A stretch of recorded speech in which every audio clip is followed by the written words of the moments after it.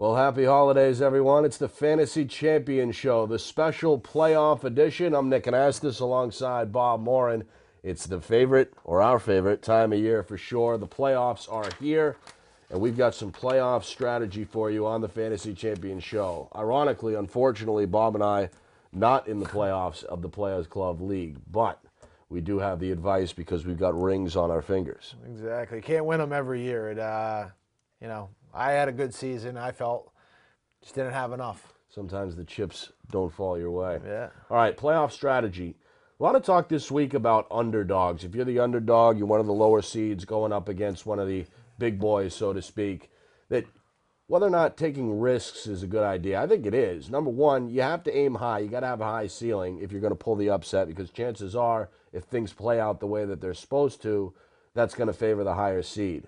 But if you take a risk on a guy like, let's say, Randall Cobb, who's ranked, let's say, a low 2 or a flex spot, pop him in, big playability, you got to roll the dice a little bit for it to pay off. Yeah, it's tough. Right now, like you said, you're the underdog. You got to roll the dice a little bit. You got to shake some things up, and you got to go for it. You got to do the high risk, high reward, and now's the time. And you got here for a reason, so you also want to stick to those reasons, and don't try to be cute either this week, because a lot of teams try to be cute, and it's not a time to be cute. Define being cute. Maybe just picking up a guy off waivers this week and playing him in your lineup. Right.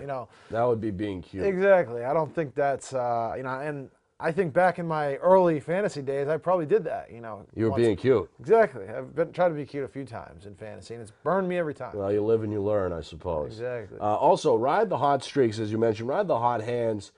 But don't forget about the reliable players who maybe haven't blown up in a minute, but you know what they're capable of doing, i.e. Aaron Rodgers, 5 straight weeks, all in the teens, underperforming by his own standards. But would you want to sit a guy, take a risk, and sit a guy that you know possibly could blow and go ahead and watch Rodgers drop 30, 35? Yeah, it's just like, the Patriots this week, Brady playing San Fran. You're not going to sit Tom Brady ever. I don't care what his matchup is. I can name off at least 10 guys that I wouldn't sit, because of matchups. So. All right, so Brady, Rodgers, obviously green lights, which leads us into this week. Week 15, playoffs, whether it's the semifinals, the finals, the first round, whatever it is, playoffs are here across the country. So we'll deal with injuries first, Bob. Dez Bryant, certainly a guy who has helped out in a lot of leagues across the country. Questionable, I believe, right? He had his finger looked at on Wednesday. I believe was limited Thursday. Yeah, last I heard was he was in practice. He ran a couple reps. They said he caught a few balls, and that's really all you're going to see or hear, I bet, all week. I don't know if they're going to test it Saturday. Sunday they'll try it out. Either way, what's the impact? He's a big risk right now. What's the impact, though, of a broken finger? Well, we talked about it a little bit earlier. I don't think it's going to really affect anything but catching his ball, obviously. He's not going to have any problems running. But I don't know how his pain tolerance is going to be. First throw, first catch he gets, is it going to start hurting? Is he going to be able to finish the game? That's my worries. That's why I have him in a league I am in the playoffs in, and I'm not going to start him this week. Unless I hear real encouraging things coming from him that sound, serious. But doesn't that run contrary to what you were saying about playing your stars when it matters? Yeah, but I have stars on the bench that I can play, so I'm in a good situation. I have Denario Alexander and Randall Cobb. Well, not everybody is Bob Morin, though. Well, it's because I'm prepared. That's why I'm a champion. And that's why this is the Fantasy Champion Show. Nick and Anastos with Bob Morin, playoff edition, Week 15. All right, start 'em, sit 'em. Let's begin with Cam Newton, who's been one across the fantasy landscape in terms of ranking at the quarterback position. All the experts are falling in love. Perhaps it's what he did last week with a Carolina Panthers upset win over Atlanta. Favorable matchup as well. They are on the road, but they're playing a San Diego team that has been vulnerable through the air. So first and foremost, I guess, with the quarterback discussion is whether or not Cam Newton has a big day. Yeah, we've seen San Diego play a few games that I thought were pretty decent as far as defense goes. But I think Newton is what he was last year. He's found it. Steve Smith and him are doing really well together, just like last year. Newton, what did he have, a 70-something yard run last week, his career long? 72. 72, yeah. So he's got the run back, and he's scary right now. He has found himself, and he is scary. I'm a little scared. According to Bob Morin. I'm facing him in the league. And, that's right. And, he's definitely has not struck what he fear was in opposing owners. Not really fear, but I'm paying attention, put it that way.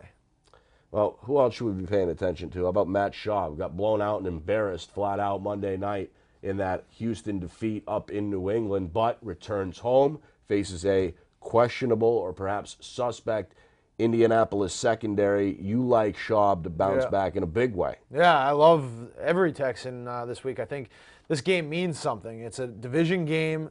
The division is still up for grabs right now. Don't they play each other 2 out of the next 3 weeks? Yeah, so this is a big game, and I think Schaub's gonna redeem himself for last weekend. He has been deadly with the play action most of the year. All right, sits at quarterback. Tony Romo facing the Pittsburgh Steelers. Not only the top secondary in the NFL, but the top defense. Tony Romo, turnover prone at times. You say avoid Big D. Yeah, I say avoid him, especially if Des Bryant isn't going to play or isn't 100%. I don't Even like if it. Bryant plays, you don't like it. Even if Bryant doesn't play, I don't like him. No, I think Pittsburgh, yeah, they had a hiccup last week against Phillip Rivers, but I don't see that happening 2 weeks in a row. So I would go with extreme caution. All right, what about Eli Manning? Eli Manning, I don't like him. I've been watching a lot of him, unfortunately, and on the road this year, if you've watched it. You don't think he's a top 10 start this week? Not this week, no. I would not At feel Atlanta? comfortable. At Atlanta, I just see it as a game where he's going to struggle, and I think the home crowd, it gets loud there, and I can see Atlanta really having a big game. See, I don't know. I would play Manning there. I think he is You start would. worthy this week because I think there's a lot of points to be had. Both I think teams so. will be There throwing. will be. I think it'll be different parts, though. I don't think it's going to be Manning. I think their running game is going to be Both the teams difference. have a balanced attack, but point being, and this goes back to my old philosophy, if you see a game on the schedule that you know is going to be high in the 50s Yeah. in terms of over-under, I say usually, especially stars at the position, you got to go ahead and start. Yeah, I agree, but I don't think Eli has shown me enough this year as far as a consistent level of play out of him. And like I said, his road stats Yeah, are his awful. road record. His road stats are awful, and I'm just going to go based on that. And if I have a better option, I'm going to plug him in. I do not feel confident in Eli. I never really do, unless it's the playoffs in NFL, I guess. This is an old grudge, perhaps, as well. No, I don't No? think so. No. Okay. This is the Fantasy Champion Show, the playoff edition. Nick Anastos, Bob Morin. Week 15 on the schedule. Trying to give you some names, a little bit of a better feel as you move forward. And again, perhaps the league crown is on the line this week. Running backs. Start Mikel LaShore, an old friend of yours with the Lions. You like Joy Bell in Detroit as well. Lions matched up this week at Arizona.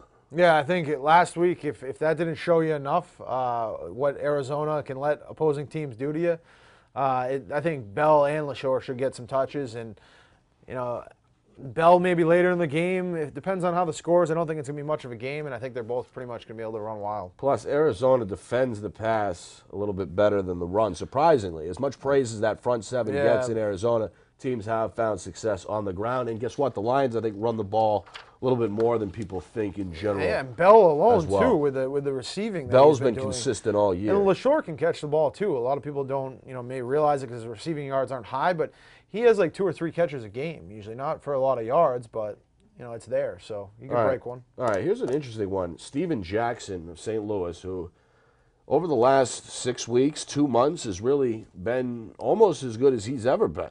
He doesn't have the big playability anymore, but he's still getting touches. St. Louis is finding ways to open up holes for him. And the Rams have won 3 in a row quietly, and Steven Jackson has been in double digits fantasy-wise consistently, again, over the last 3, 4, 5 games. He faces a Minnesota defense that shut down the Bears, yet you say go ahead and start Jackson. You like that, the direction that Jackson's been going enough to overlook the matchup. Well, they've allowed in the past 8 games, 7 out of 8 games, they've allowed double-digit fantasy points to Minnesota? running backs. So yeah, so in the beginning of the year, it was one of the better run defenses, and I think as the season's gone on, maybe people are remembering what they saw in the beginning of the year. So I like Steven Jackson. He's been consistent, and that's what the name of the game is when you're going to the playoffs. You'd like to see that, and I would go with him. And like you said, 3 in a row. St. Louis is rolling, and Jackson's been a big part of that. 19 carries the past few games he's averaged. So All right, I got a dark horse sleeper as well. Jonathan Dwyer at Dallas as a flex. Now, again, Pittsburgh They've seemed to have moved beyond Mendenhall. That situation seems like Yeah. it's a mess at this point. Dwyer has been kind of the guy along with Isaac Redmond throughout the year. Didn't run particularly well last week against San Diego in a bad Steelers loss, but nothing really went well in that game. They're down big, too. I think they get back to the basics, they go back to the ground, and Jonathan Dwyer goes back into fantasy relevance. Yeah, I think someone's going to have to do it there, and I do think Pittsburgh's going to win this game, so they're going to have to run the ball to win the game. So Right, because Dallas has a pretty good secondary as well. So how about other sits? Alex Green versus Chicago. Packers don't seem to run the ball too much, and Nah. I think Green's been getting a little bit too much praise lately for don't what really, he's done. Yeah, or hasn't done. What does he get? Around like 50 yards a game, probably like average about 5-6 fantasy points. You know, that might be high at times. And who knows what they're going to do as far if the run doesn't work. You could see Rodgers pass the ball 50 times. So All right, D'Angelo Williams, a sit. yeah, D'Angelo Williams. I don't. Last week he was. ESP, Great. He did well. ESPN has him ranked 32nd. Yeah, last which week tells he me had a good week. Yeah, but he's definitely a sit. Don't get too excited about what he did last week. I don't think he's going to repeat that. All right, let's go to wide receivers. Cleveland at Washington. Josh Gordon is a guy who, number one, was one of the big athletes on a lot of draft boards before he did get drafted. He slipped a little bit, some off-the-field stuff. But he's a 6'3", speedy, long, strong threat on the outside who, since what, week 5 or 6, 7, he blew up one week and really hasn't come back down. Well, I think you have to start. He had a few Morgan weeks at this where point. he kind of in the middle was kind of bleh. Well, he did, and then the past 2 weeks he's done. He's really repeatedly, I think, over that span, though, shown you what he can do. Oh, yeah, and you've seen it. If they would have connected on some passes, he was a pass away from having like a 10-point day versus a 3-point day where he had a couple weeks ago. Plus, Cleveland overall is a better football team than you think. Exactly. I think they're better than their record, which is 5-8. And they have a quarterback that can get this guy the ball. I hear you can't overthrow him. He has the speed where, and excuse me, and Whedon has the arm where it's a good combination. All right, how about in San Diego? Wait, 1 second though, that is the type of guy though, Josh Gordon, on a lot of teams that we're talking about early in the show that you might want to gamble on. He might not be your normal starter, but this week definitely worth a flex or a number 2 receiver. All right, what about this guy, Denario Alexander, who has come on strong to say the least, back to San Diego with that intriguing Panthers-Chargers matchup. Yeah, he's been Philip Rivers' go-to guy, and if you haven't heard about him now, shame on you because he's been irrelevant for at least the past 6 weeks. And in that span, he's been one of the best receivers, honestly, up there with Calvin Johnson and Dez Bryant. ESPN has him ranked 13th this week, and I see why. Again, he's one of those, I think, next-level athletes in terms of physicality, how big and strong he is. What is he? He's 6'4", 6'5". He's a big guy. And the best part about it, he's on a team where they could be getting clobbered, and they're just going to throw the garbage points. I don't care Rivers how, likes throwing it around. I don't care how you get it. I just want the points. And, I could see that happening. Either way, I could see him having a good game. All right, I want to endorse, for the record, Dez Bryant. I know we talked about him a little bit early in the show. With him? I'm going to have to. I'm going to have to stick with that philosophy of, A, is he the best player of the group of guys you're considering, group of players that you're thinking about playing? Is he the best athlete? Is he in the best situation in terms of team play and the offense? And then C, what's the matchup look like, the defense on the other side? Well, we can answer C right away. Pittsburgh is about the worst fantasy matchup you can find. But I still think Dez Bryant is that good, and Dallas loves to throw to him that much. Keep in mind, he's been amongst the league leaders in targets all season long. I think a finger, okay, let's wrap it up, let's numb it, and let's roll. I think that's the situation we're seeing. I just wouldn't feel, I'd feel more uncomfortable sitting Dez Bryant than playing him. Yeah, I'm going to feel both on Sunday, but let's just say this, Nick. Last week, when this injury happened, he hadn't done much the whole game. He only had 3 catches. He had a touchdown, but his touchdown happened when his finger was broken. Yeah, they started slow. But I don't know if how long he had the finger. I think it happened in the second quarter, but I'm not exactly sure. But he scored a touchdown towards the end of the game, but he didn't have a great day. I'm just saying, going back to what you said, though, Randall Cobb, I would play Randall Cobb over him. You said quarterback situation, all the things you just listed off. The Bears they're playing. Yeah, but then Des Bryant's playing the Steelers, so I don't know. It's a tough situation. I didn't list the Bears. No, you said the Steelers were playing the Cowboys. You said the matchup. I'm saying I like Randall Cobb. Yeah, no, and Cobb's playing the Bears. So Okay. I'm saying, what do you do there? I don't know. It's tough with those two guys. Are you going to go with a 100% guy or a guy with a broken finger? And your answer is?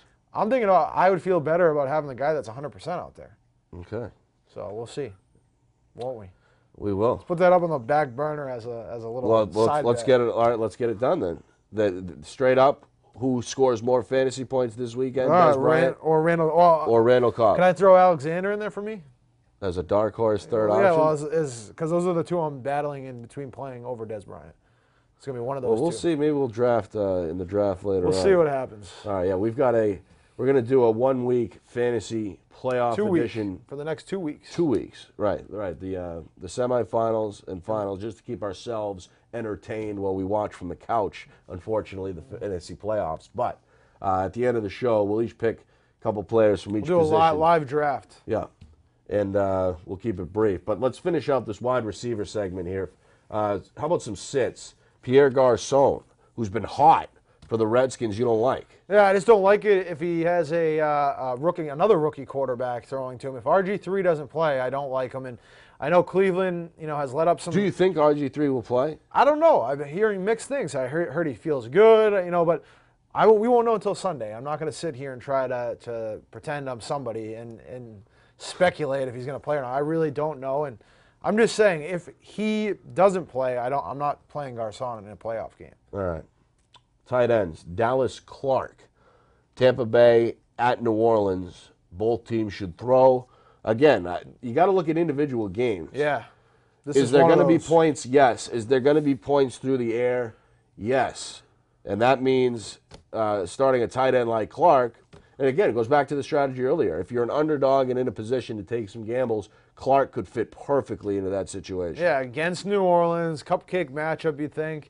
New Orleans has let up in the last 5 games a touchdown each game to opposing tight ends. So all the signs are pointing to towards playing him if you have a question about it, for sure. All right, what about sits? Jacob Tammy you don't like for Denver against Baltimore. Yeah, I'm just seeing since Stokely was back last week, Tammy had 2 catches for 26 yards. I'm just not I think there's too many mouths to feed there, and I just think that Tammy's not going to be part of the plan this week. Well, it's the holiday time. It's Christmas. There shouldn't be any mouths to feed, right? Peyton can only do so much. Okay. But I do like how the road Denver's going.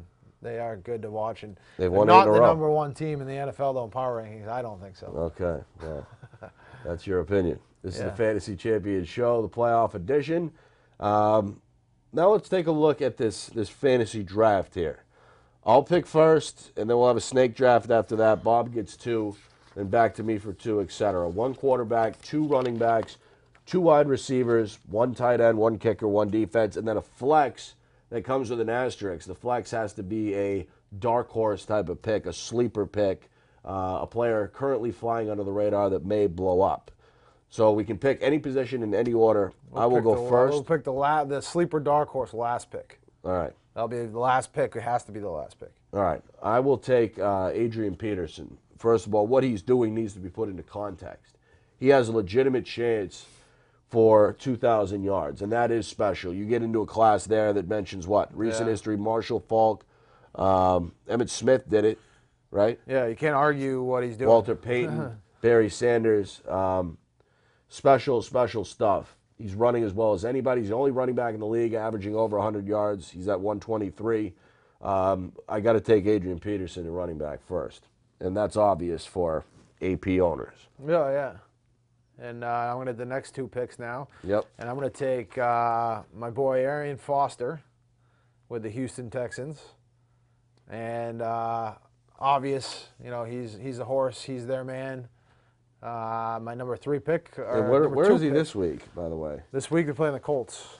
And that's a juicy matchup coming back home. Yeah. With Houston with something to especially after last week. I don't think he's ranked 2 in ESPN. Yeah, and then I'm going to go my 2nd pick, 3rd pick overall, Megatron. I love watching Megatron and Calvin Johnson with Detroit. All right. Who also has a chance to do something special and break Jerry Rice's yards in a season Against record. Arizona, I don't care who Calvin Johnson's playing.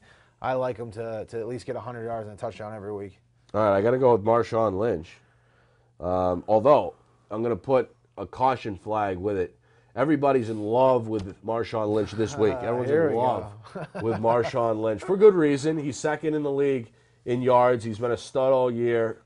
I, if anyone, am a big Lynch fan to begin with. Where is he ranked here? 4th. Buffalo has been better, not only better, but pretty stout against the run. Bob, front 7. I don't care about Buffalo, to be honest The with you. last month or so, Buffalo has been good against the run. Marshawn Lynch is going to have over 15 points. I'm just saying, obviously you play him, but don't expect this. You just took don't him expect 4 it sky overall, high. so I would be Yeah, but it's for praising him. 2. This matchup is for 2 weeks. For 2 weeks, it is. All right, so I got Lynch, and then I have another pick. Yes, you do. All right, I'll take Aaron Rodgers. I knew that was happening. I picked on him. He had, as I said, 5 straight weeks of scoring in the teens. But I think towards the end of the season, with those weapons getting healthier on the outside, Jennings back, eventually Jordy Nelson back, they'll open it up a little bit more. And that elusive, let's say, 75, 80 yards he hasn't gotten over the last couple of weeks will return. And so will the touchdown total as well. I'm all in with Aaron Rodgers. Yeah, that's a good pick, obviously. All right, so the next guys we got, I'm going to go with A.J. Green and Ray Rice. Yep. And I don't think we need to say anything about them. No. So I need 2 wide receivers, pretty much.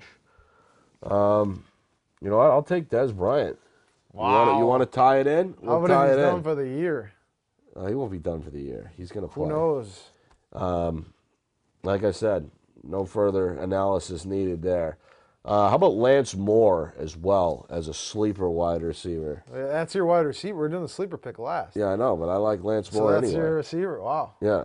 Listen, he's picked up the slack. I understand about Lance Moore. He's on my Okay. team. I know what he's doing. All right. And I like anyone on that team receiving Exactly. the ball. So, they can throw, and they will throw. Lance Moore has been consistently under the radar as a strong second option, really, the last, like I said, 6-8 weeks. Yeah, no, I agree. I'm going to go with my boy Tom, touchdown Tom Brady, and Aaron Hernandez at tight end. I love the combo. I love doing combos. All right, then I'll take Jimmy Graham. That's another obvious pick with the Saints.